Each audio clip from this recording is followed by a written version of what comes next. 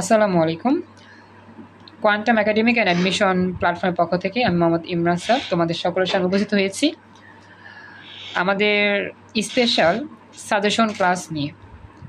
আমরা আজকে ইংরেজি প্রথম পত্রের স্পেশাল সাজেশন ক্লাস শুরু করতেছি।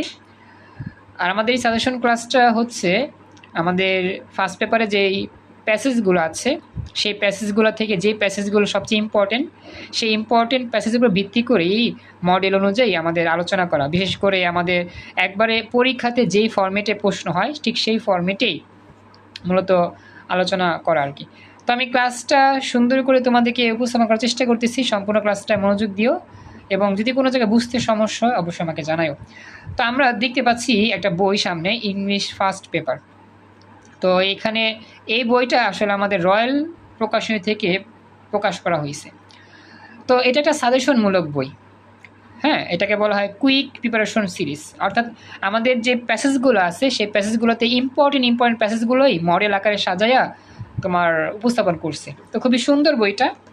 তো এটা মূলত আমাদের এই যে সামনে যে পরীক্ষার্থী ব্যাচ রয়েছে এইচএসসি 26 ওদের জন্যই মূলত তৈরি করা হয়েছে। তো যে লেখা আছে এইচএসসি 26।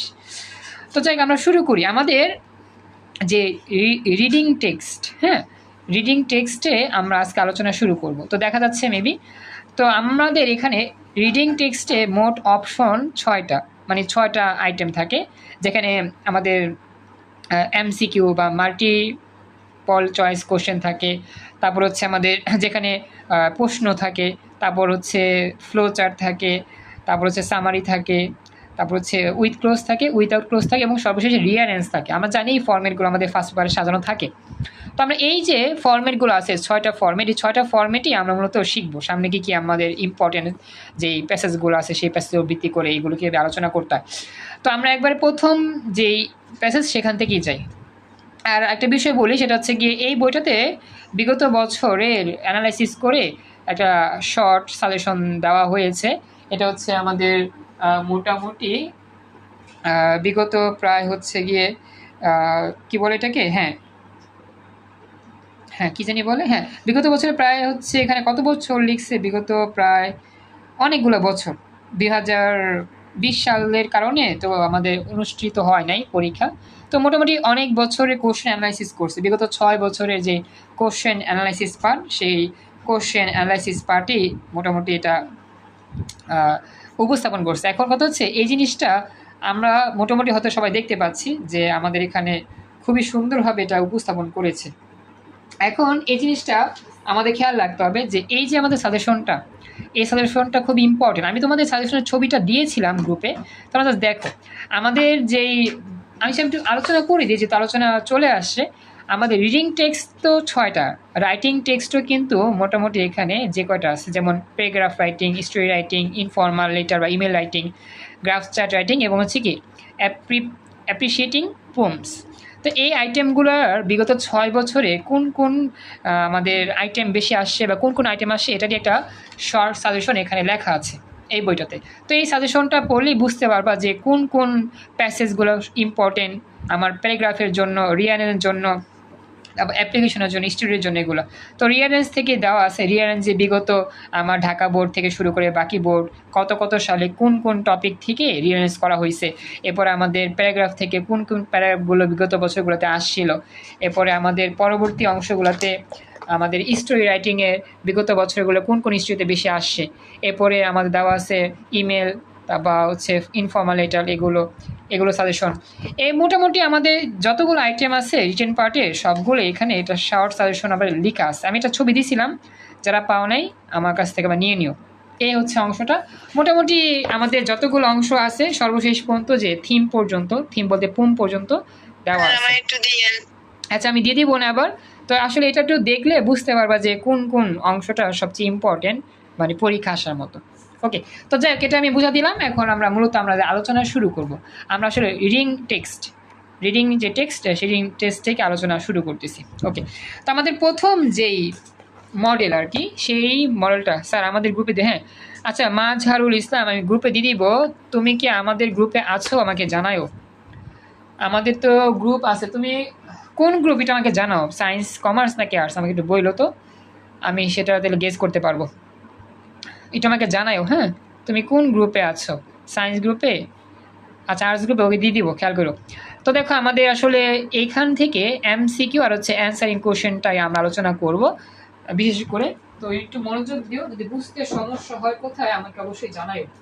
তো আমি শুরু করতেছি। হ্যাঁ, দেখো আমি একটু বইটা ঠিকঠাক করে নিই।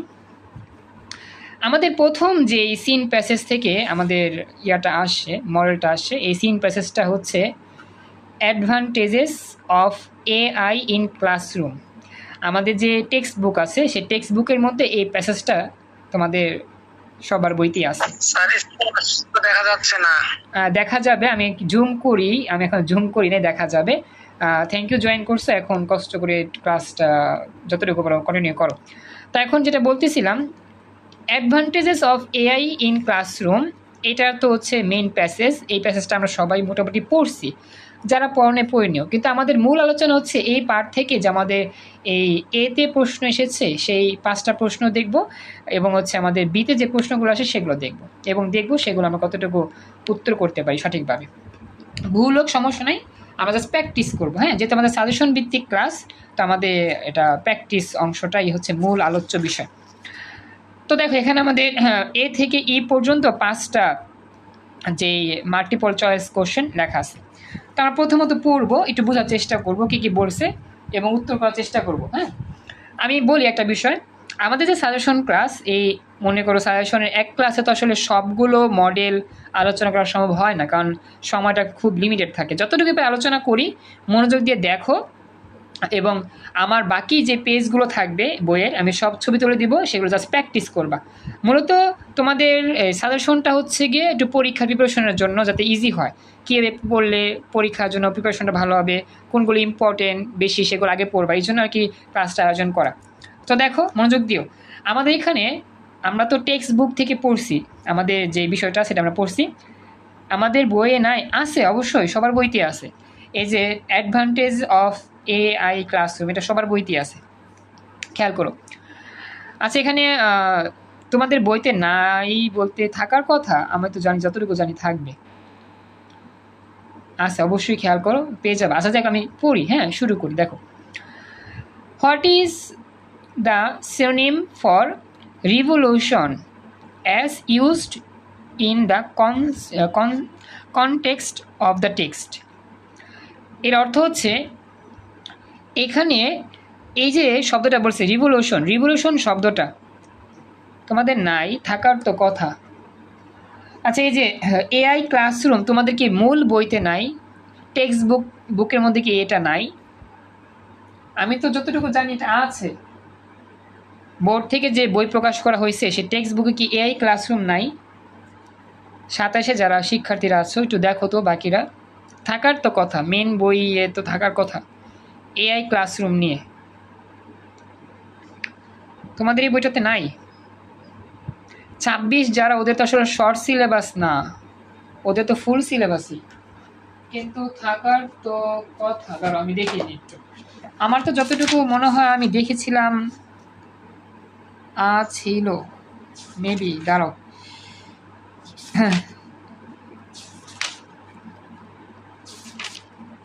আচ্ছা একটু দেখি। এই যে এটা তো আছে, এই যে তোমাদের এই যে নেতিবাচক প্রভাব শ্রেণীকক্ষে, এটা তো আছেই তোমাদের টেক্সট বুকের মধ্যে, তো এটা আছে। তোমরা ভালো করে খেয়াল করছো কি? ভালো করে খেয়াল না করলে তো বুঝবা না, তোমাদের সিলেবাসে থাকার কথা অবশ্যই। MST মাহমুদা জয়েন করছো। মাহমুদা কি তুমি নতুন নাকি আমাদের পুরাতন ব্যাচ স্টুডেন্ট? মাহমুদা, এটা আমাকে জানাই তো। মাহমুদা, তুমি কি 26 ব্যাচ নাকি 27 ব্যাচ, এটা আমাকে বললো।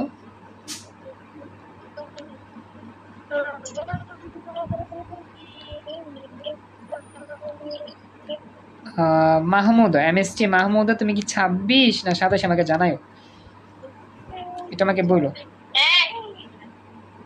আচ্ছা, একটু স্পিক অফ রাখো প্লিজ।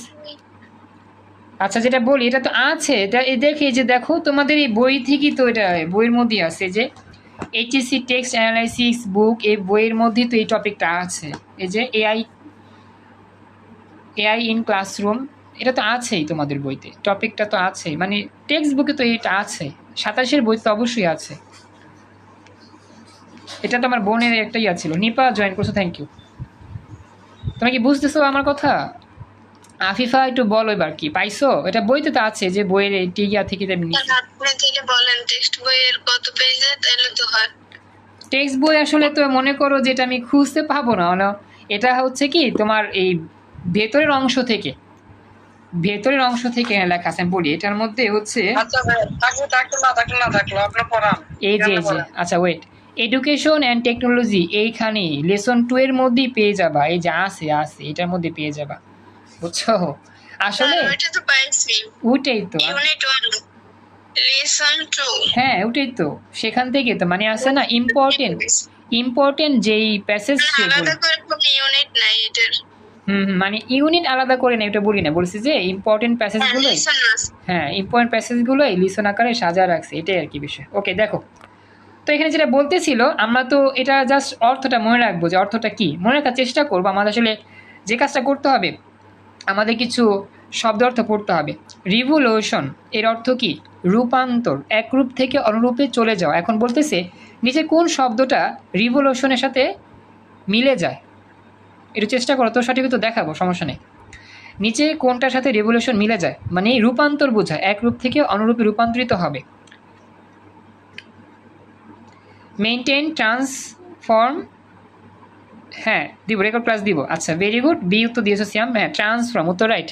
ট্রান্সফর্ম হচ্ছে রূপান্তর, রিভলিউশন হচ্ছে রূপান্তর। শেষ, 1 নাম্বার গেল। What does the word automate mean in automate repetitive task? এর মানে কি? এর মানে হচ্ছে, এটা বলতেছে যে অটোমেটিকভাবে কাজ করতেছে, এই বিষয়টা অর্থ কি, এটা দ্বারা কি বোঝায়? টু পারফর্ম টাস্ক ম্যানুয়ালি, হ্যাঁ এই ক্লাস রেকর্ড চলতেছে, রেকর্ড দিব, সমস্যা নাই। To perform task manually, two ignore task, to complete task without human effort. ওয়ালাইকুম সালাম ভাই, আমি 27 আগেও ক্লাস করছিলাম। মাহমুদা নামে আমি কি চিনতাম? ওয়ালাইকুম সালাম। আমার আসলে এই নামটা মনে পড়তেছে, কিন্তু আমি জানি 26-এ একটা স্টুডেন্ট ছিল আমার, কিন্তু তুমি আচ্ছা একটা কাজ করো, মাহমুদা জয়েন করছো, খুশি হলাম। মাহমুদা তুমি যেহেতু ক্লাসে জয়েন করছো, একটা কাজ করো, আমাকে একটু মেসেজ করো এই মুহূর্তে। আমার আসলে তেমন তোমার আইডি নামটা মনে পড়তেছে না, তো একটু মেসেজ করো হোয়াটসঅ্যাপ বা মেসেঞ্জার থেকে, ইনবক্সে SMS দাও যে স্যার বা ভাইয়া আমি এই আইডি থেকে আজকে ক্লাসে জয়েন করছি, এখনই SMS-টা দাও, তাহলে আমি তোমার সাথে পরে যোগাযোগ করতে পারবো। ওকে, খেয়াল করো বাকিরা। তো এটা বলতেছি কি যে এটা অটোমেটিক এর অর্থটা কি বোঝায়? 3 নাম্বার বলছে to complete task without human effort, to make task harder. এখন বলো তো কোনটা হইতে পারে? ভেরি গুড, অয়ন উত্তর রাইট, 3 নাম্বার। কারণ কি অটোমেটিক মানে হচ্ছে কি মেশিন যখন কাজ করে মানুষের হেল্প ছাড়া কাজ করতে পারে, তার মানে কি হবে? টু কমপ্লিট টাস্ক মানে একটা কাজ সম্পূর্ণ করে উইথাউট হিউম্যান ইফোর্ট, মানে কি হিউম্যানের সাহায্য ছাড়াই এই কাজটা করতে পারে। আমরা জানি এআই প্রযুক্তি মানুষের সাহায্য ছাড়া নিজে কাজ করতে পারে।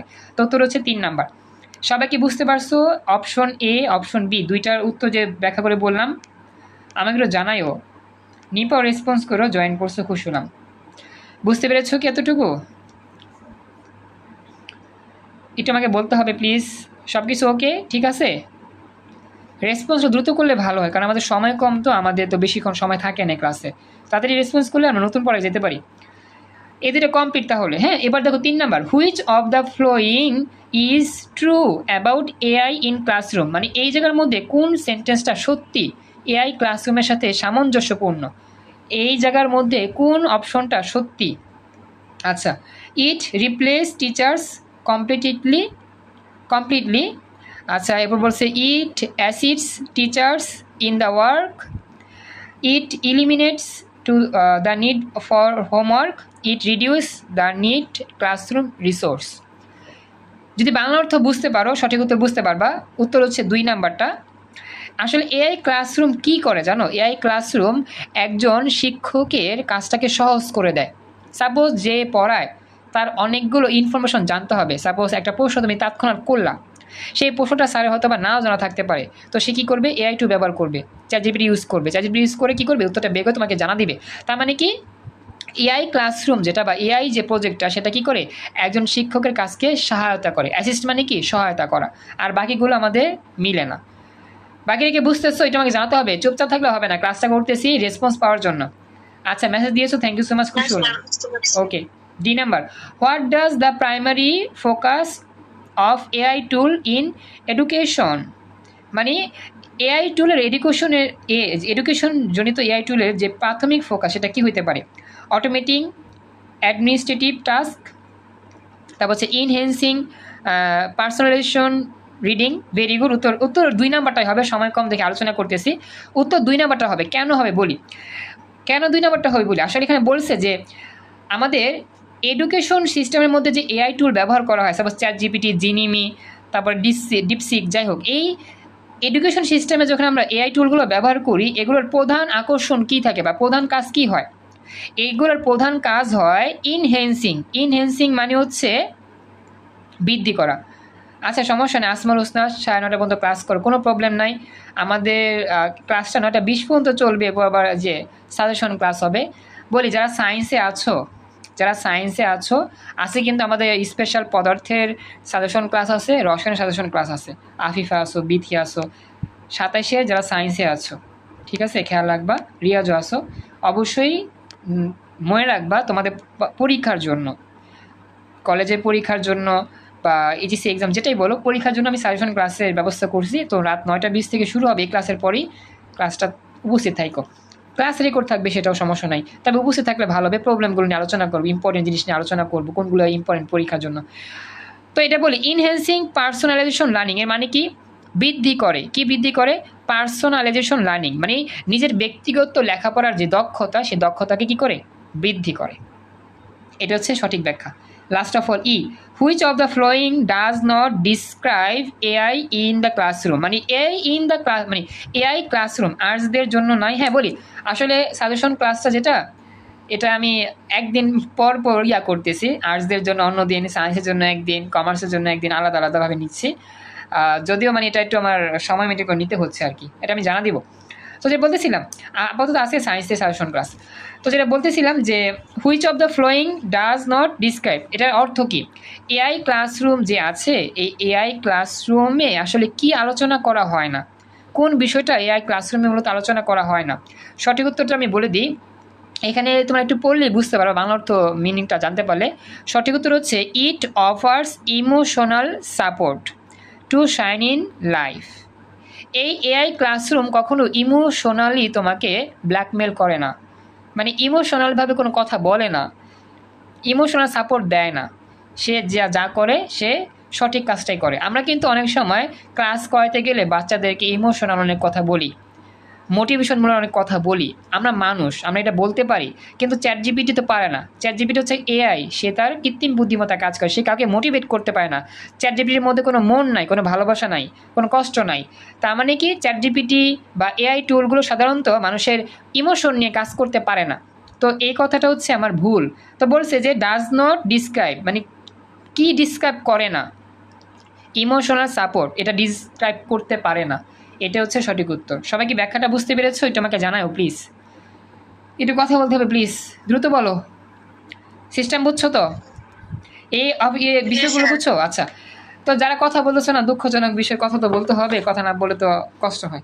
আচ্ছা বলি, এখন আমাদের এখানে যে বি নং অ্যান্সারটা আছে, হোয়াট ইজ পার্সোনালাইজড লার্নিং, তারপর হচ্ছে এখানে যতগুলো লেখা আছে 1 2 3 4 5, এগুলোর যে উত্তরটা সেটা আমি তোমাদেরকে মোটামুটি দিয়ে দিব, প্রশ্ন উত্তর সব দিয়ে দিব। তুমি একটু কষ্ট করে এগুলো একটু দেখে নিও। আমার আসলে এক ক্লাসে তো সবগুলো আলোচনা করা পসিবল না, এখান থেকে জাস্ট দেখে নিও যে কোনটাকে কি বলছে, একটু আমাকে মানে এগুলো একটু পড়লেই, একটু বাংলা অর্থগুলো বুঝতে পারলেই বা নিজ থেকে একটু বানা লিখতে পারবা। আসলে আমাদের এই যে ক্লাস, সাজেশন ক্লাস, এটা জাস্ট একটু দেখানো, প্র্যাকটিস করানো যে এগুলো ইম্পর্টেন্ট বেশি, এগুলো ভালো করে পড়বা, এটা পড়বা, সিটিসি, তারপর কিছু কিছু প্র্যাকটিস করা আর কি। এখন আমি যাবো পরবর্তী মডেলে, বুঝছো? আমি জাস্ট যতটুকুই বলতেছি, আমি আজকে যতটুকুই দেখা দিব, যতটুকুই পড়াইতে পারবো এই ক্লাসটায় তোমাদের অতটুকু পড়াবো, বাকিটা আমি ওই ছবি তুলে পাঠা দিব, তোমার বাসায় বসে প্র্যাকটিস করবা, দেন আমাকে দেখাবা, যদি কোনো সমস্যা আমি আলোচনা করব, ঠিক আছে? তো এ আর বি এই দুটো আমরা পড়তেছি আপাতত এই প্রথম সাজেশন ক্লাসে। পরবর্তীতে আমরা ফ্লো চার্ট নিয়ে আলোচনা করবো, ফ্লো চার্ট আমরা প্র্যাকটিস করবো, সামারাইজ নিয়ে আলোচনা করবো, প্র্যাকটিস করবো, এরকমভাবে আমরা একটু চর্চা করবো আর কি। তো আমাদের এআই ক্লাসরুমটা খুব ইম্পর্টেন্ট, তো এটা আমরা ভালো করে পড়বো। আচ্ছা, পরবর্তী যেই প্যাসেজ বা লিসন, এটাকে বলতেছে কি, এটাকে বলতেছে হচ্ছে আমাদের সিভিক এঙ্গেজমেন্ট। সিভিক এঙ্গেজমেন্ট এই টপিকটা নিয়ে আমাদের আলোচনা। এখানে আমাদের কিন্তু লেখাপড়ার যে একটা রয়েছে, উদ্দেশ্য রয়েছে, সেই উদ্দেশ্য সম্পর্কে এই আমাদের যেই টপিক, সেই টপিক এটা আমাদের ইউনিট 1 লেসন যে 4, হ্যাঁ লেসন 4 থেকে আসে। তো এখানেও আমাদের কিছু দেওয়া আছে, মাল্টিপল চয়েস কোশ্চেন লেখা আছে, আমরা এগুলো একটু আলোচনা করার চেষ্টা করি। দেখো, তো বলতেছি এখানে যে এডুকেশন এইমস অ্যাট, মানে শিক্ষার উদ্দেশ্য বা লক্ষ্য আসলে কি। তো এখানে দেখো কোনটা কি তোমার মনে হয়, কজিং ডিরোগেটরি চেঞ্জ ইন বিহেভিয়ার, তারপর হচ্ছে গিয়ে তোমার making abnormal change in behaviour, creating positive change in behaviour, তারপর হচ্ছে গিয়ে bringing down positive change in behaviour. এখন কোনটা হইতে পারে, অর্থাৎ আমাদের এডুকেশন সিস্টেম লক্ষ্য আসলে কী, সেগুলো কী নিয়ে কাজ করে, এটাও খুব ইম্পর্টেন্ট একটা আমাদের সেন্টেন্স বা প্যাসেজ আর কি। ভেরি গুড, উত্তর রাইট। 3 নম্বরে হচ্ছে সঠিক উত্তর, যে creating positive change in behaviour. Education বা শিক্ষা মানুষের কী করে, চরিত্রকে উন্নতি করে, মানুষের চিন্তা ভাবনাকে পজিটিভ করে, ব্যবহারকে ভালো করে। মানুষ যদি ভালো শিখতে চায়, ভালো যেতে চায়, অবশ্যই তাকে কী করতে হবে, শিক্ষা গ্রহণ করতে হবে। তো এটা লেখাপড়ার শিক্ষা হইতে পারে, ধর্মীয় শিক্ষা হইতে পারে, যে কোনো শিক্ষা হইতে পারে, যে শিক্ষার মাধ্যমে কী হয়, মানুষের তার যে আচার ব্যবহার সেটা কী হয়, পজিটিভ হয়। ওকে, এরপরে the phrase in front of stand for, মানে যে এইখানে ইন ফ্রন্ট অফ এই শব্দ লাইনটা দ্বারা কী বোঝানো হয়েছে, এখানে 4টা অপশনের মধ্যে কী বোঝানো হয়েছে। After someone of somebody, behind some one or somebody, beside someone or somebody, in a position just ahead. আচ্ছা, উত্তর দিয়েছ, ভেরি গুড, উত্তর right. 4 number, in a position just ahead. অর্থাৎ এখানে বলতেছি কি যে ইন ফ্রন্ট অফ জাস্ট একটা নির্দিষ্ট একটা অংশের কথা বলতেছে, একটা অবস্থানের কথা বোঝাচ্ছে। তো ইন এ পজিশন, পজিশন মানে কি একটা অবস্থা বোঝাচ্ছে। তো আসলে এটা বাংলা অর্থটা বুঝতে হবে, বাংলা অর্থ বুঝে বুঝে কাজ করলেই মোটামুটি আমাদের উত্তরগুলো পাওয়া যাবে। তো গেল বুঝতে পারি না। এখন এই জন্য তোমাকে কি করতে হবে, হ্যাঁ ভালো কথা বলছো আলী, যে বাংলা অর্থ বুঝতে পারি না, বাংলা অর্থ বোঝার জন্য আমাকে যে কাজটা করতে হবে, রিডিংয়ের পরে আমাদের কিন্তু শব্দের অর্থ একটা চার্ট লেখা থাকে, এটা তোমরা হয়তো বা পেয়ে যেতে পারো, ওই অ্যাডভান্স যে আছে মডেল, সেখানে পেয়ে যেতে পারো। রিডিংয়ের পরেই বাংলা অর্থ পেয়ে যাবেন। তোমাকে দেখাই, এই যে আমাদের অ্যাডভান্স যে বই, ফার্স্ট পেপার বই, এখানে আমাদের রিডিংয়ের পর প্রতিটা অধ্যায়েরই কিন্তু রিডিং প্যাসেজের পর অনেকগুলো শব্দ অর্থ লেখা থাকে।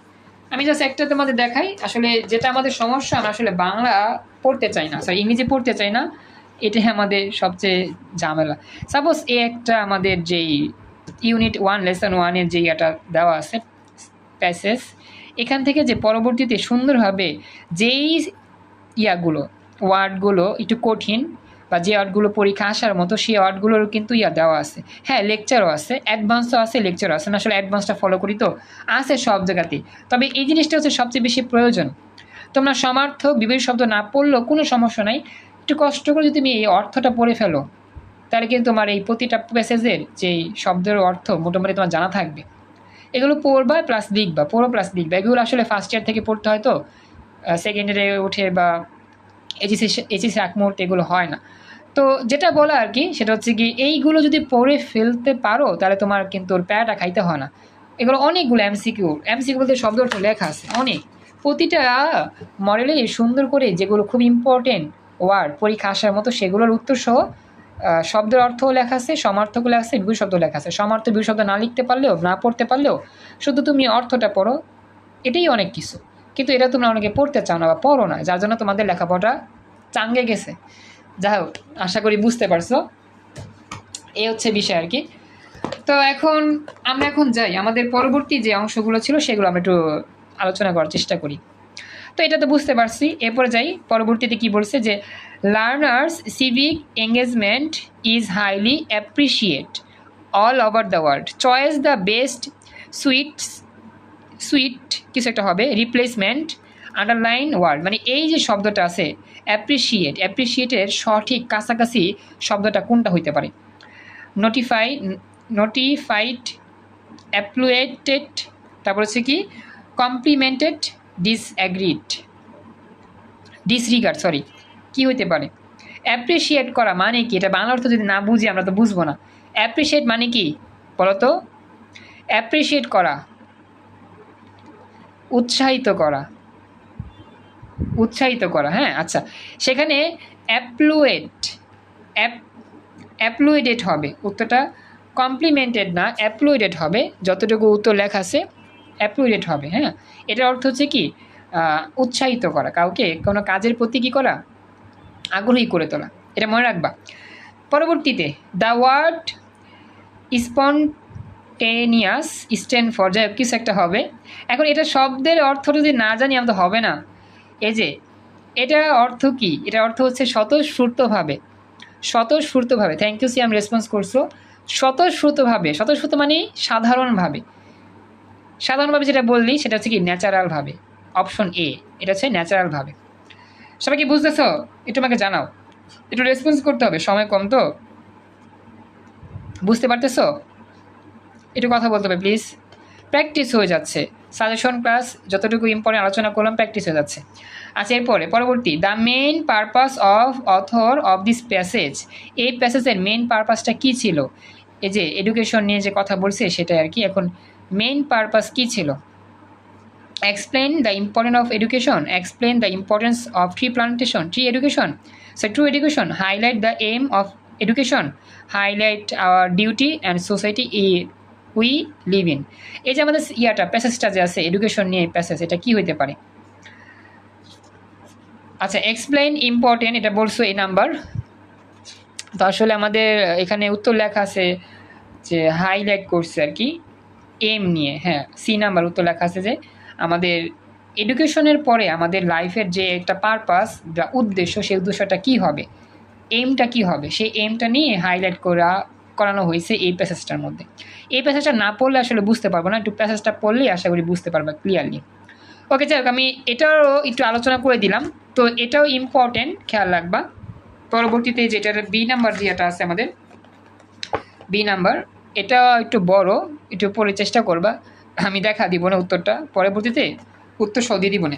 আচ্ছা, এরপরে পরবর্তী যে মডেলটা আমরা যাবো সেটা খুব ইম্পর্টেন্ট মডেল, এটা বোর্ড পরীক্ষা আসা মডেল, ফল্ক মিউজিক। মনে রাখবা, ফল্ক মিউজিক কিন্তু আমার পরীক্ষা আসার মতো একটা প্যাসেজ। আমরা এখন এটা থেকে আলোচনা শুরু করতেছি। হ্যাঁ, ফল্ক মিউজিকটা ভালো করে পড়বা, এটা কুমিল্লা বোর্ড 17 চলে আসছিল ফল্ক মিউজিক। আচ্ছা, তাহলে চলো আমরা ফল্ক মিউজিক থেকে মোটামুটি আমরা যাই আমাদের যে ইয়াটা আছে, কী জানি বলে এটাকে, হ্যাঁ এমসিকিউ পার্ট, সেটা আমরা যাই। Flock music may be describe as dash the spring from the heart of a community. এখন এখানে বাংলা অর্থ না বুঝতে পারলে সমস্যা, তো কী বলতে দেখি, the secular song of ancient time, যাই হোক, the music of the ancient time, the music of the modern time.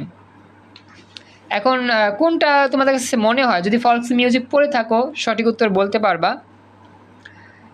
দেখো কোনটা, অপশনগুলোর বলো যদি কারো মনে থাকে বা মনে পড়ে আর কি। এনিওয়ান একটা অপশন বলো, দেখো ম্যাচিং হয় কিনা। এটা তো আমাদের ইম্পর্টেন্ট একটা ইয়া ছিল, প্যাসেজ ছিল, সবারই পড়ার কথা ছিল। আচ্ছা, এই নাম্বার বলছো, আসলে এটা এ নাম্বার